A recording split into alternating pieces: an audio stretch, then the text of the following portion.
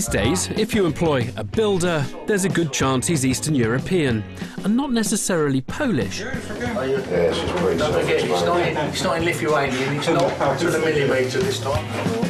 Landlord Colin often uses foreign labour to renovate the 100-plus properties on his books, but not because of cost.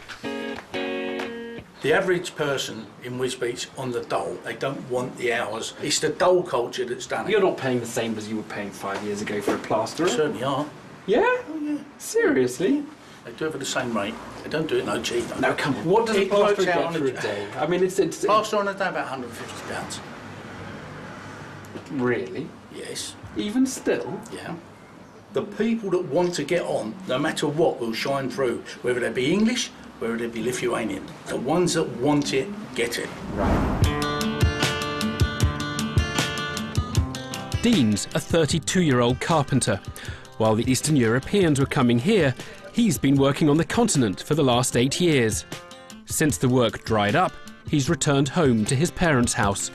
Well, coming back to this country has been really a mistake for me. I thought that when I come here that there was going to be obviously jobs offered like normally. Like I've never found it hard to find work here, and now I feel it's near on impossible. I've got to support my kids, my family, and that, but I can't do that now, and I'm finding that really hard to deal with. That's ridiculous.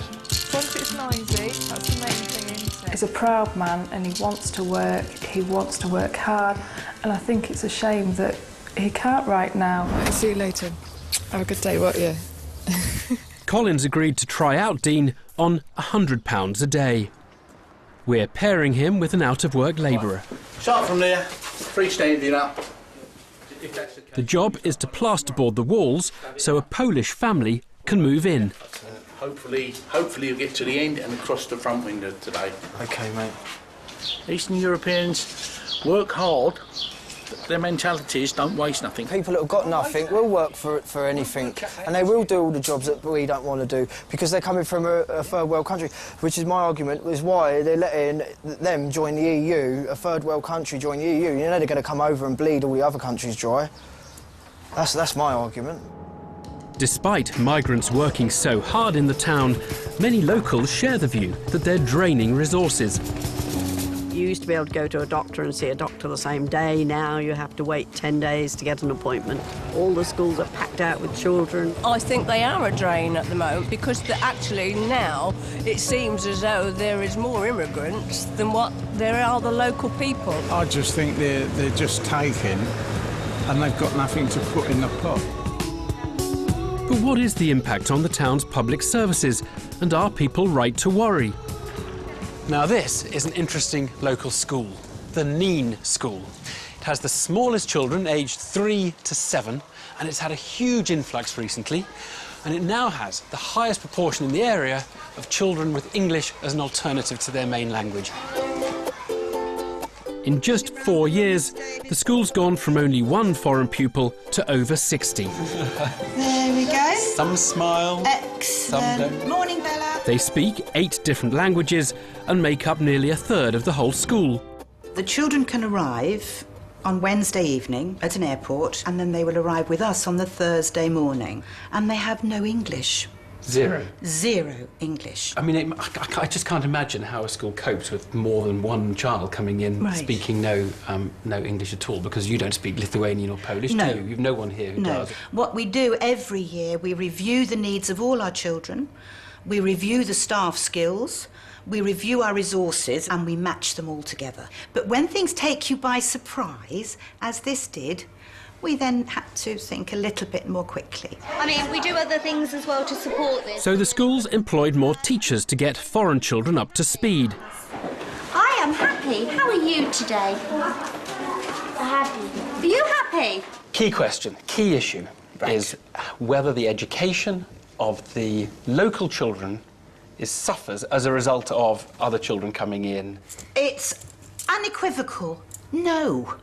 No, nobody suffers. Everybody gains. You see, I think you're someone who's got a very positive view on life, which is obviously to be encouraged. Yes. But does that mean you're seeing things through a kind of rose-tinted glass? Possibly, possibly.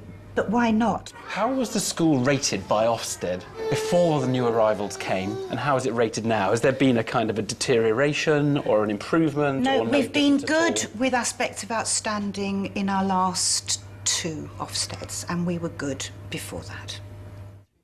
Of course, not all schools have coped so well with the influx of new arrivals.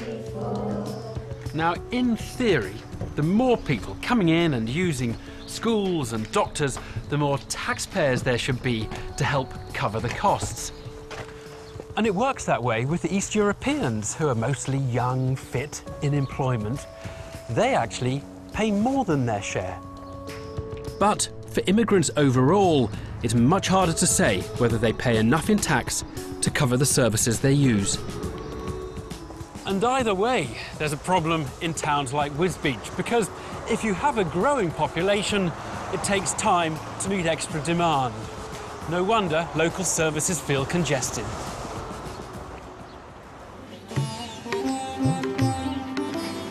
Over at the curry house, Ali has stood down his Bangladeshi staff. Yesterday, he trained their 4 British replacements: Ashley, his uncle David, and Sam, and his girlfriend Nicola. So far, I actually really like it. They're due to start work today, but first thing this morning, we were informed that half the team won't be coming in. Hi, Nicola. Hello. This is Ali here from the Alishan. Yeah, both me and Sam, we think we've got food poisoning. Oh, I see. But he being sick, I mean, we're really disappointed that we can't come in. I'm very sorry to hear that. Sorry for letting you down. Well, I shall have to find somebody else now. They later provided a doctor's sick note, but with only 2 Brits left, there's more bad news. Hi, Ali. Dave's not here today because his girlfriend's ill, mate. She's really ill. She's had to go to hospital, so... Ashley, get changed. Yeah, I've got my uniform, so... Yeah, because others are not here, so you have to work harder. Yeah, I'm up for working. Okay, let's get going then, yeah? All right, mate, no worries.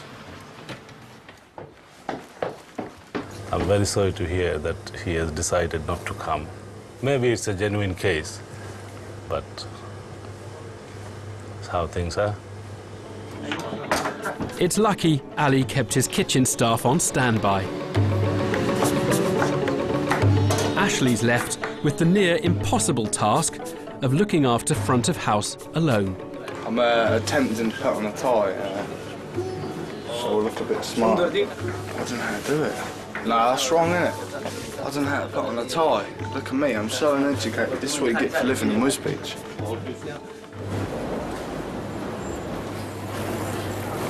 Across town, on their second day at the factory, Paul's making an effort to get on with the foreign workers. You've been working here long? 5 years. 5 years. 5 years here. But he's still angry that Lewis, the 3rd Brit who was due to start with them yesterday, didn't show up. I feel it's let us down because we're trying to prove that the Englishmen can do the same work as what the foreigners are doing. So, you know, that's made it look as though we are what people think we are, not willing to get out of bed and do this. 26-year-old Lewis has been unemployed and claiming benefits for 5 years. I won't do a job if I don't think it's interesting. I tend to kind of shy away from it. I feel a little bit pressurised to get a job, but it's not to the point where I can just take any job that comes. So I think I've got a little bit of lenience there. Having missed yesterday's training, it's too late for him to start work now, but we've asked him to explain his no-show. Hi, stranger. Hiya. What happened to you yesterday? Oh, I've been so ill. Oh, my little old boy was ill all night, but I still turned in. I don't feel too bad now. The thing is, we needed you here. We needed your support. We're trying to prove that the Englishman can do any sort of job. But it's no good 2 of us just doing it, is it? You know, Yeah. If you've got a 3-man team, you want 3 of you pulling together. If there's a job here, let's go out and do it. We can do it. We can do it as good as anybody. And that's what you've got. You didn't want to do it, you just said no, straight away, no, I ain't doing that. You let yourself down. You know, I don't know you from Adam, but you don't want to, surely you don't want to stay unemployed for the rest of your life. No, I don't. For Lewis, it's an opportunity wasted. Hi there. It's nice to meet you at last. Yeah, and you? How are you? I'm not too bad today. It's just a real shame that you didn't make it in for whatever reasons. You know, you need to, you know, reflect on that you've missed an opportunity here to come and see what it is like, and you perhaps would have found that you actually enjoyed it and wanted to put an application in. We would have more than considered you for a job at Greenville. How do you feel about that, you know? I feel quite bad. I feel like I let them down. I made it harder on them. I let you guys down. Probably should have made more of an effort and not really let the whole fact that I felt ill sort of overshadow it.